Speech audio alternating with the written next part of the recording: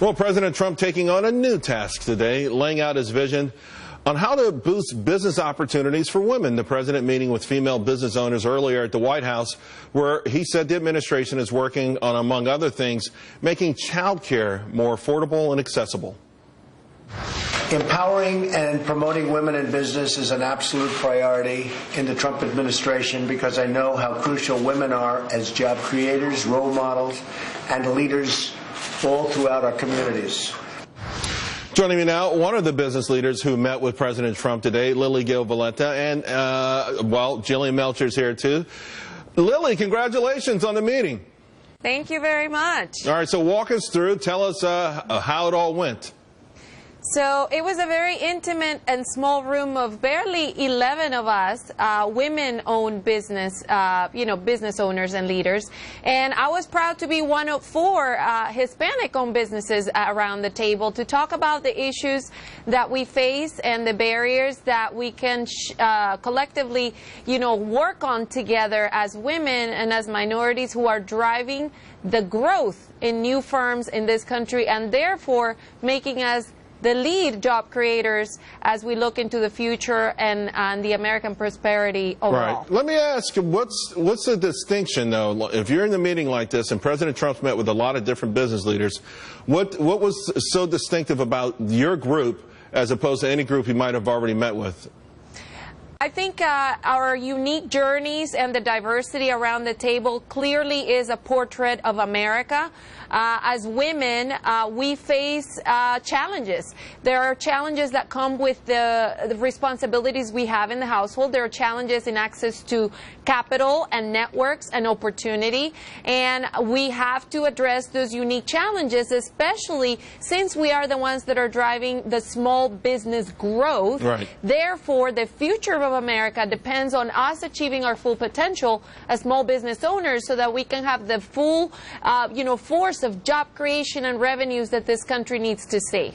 Jillian, during the campaign, President Trump was inspired by Ivanka on a lot of things, including child care, which a lot of people think if you start to look at that and get some help there, the so-called wage gap will go away because, most economists say it's a factor of really a function of women leaving the workforce to raise kids. Yeah, I think with this, the important thing to emphasize is that women should have that choice to be able to go home and to come back into the work world. We want policies that will accommodate that while also not creating a disincentive for women, making them more expensive than male employees. That's really important. But if we're looking at the broader economic picture here, I think Independent Women's Forum, which I'm part of, does a great job of driving home the point that all issues are women's issues, that if we want to improve opportunities for female business owners, you do that by removing regulation and creating pro-growth policies. And I think that's what we'll have to judge this effort on. Do you have any problem with the government getting involved with perhaps a new entitlement?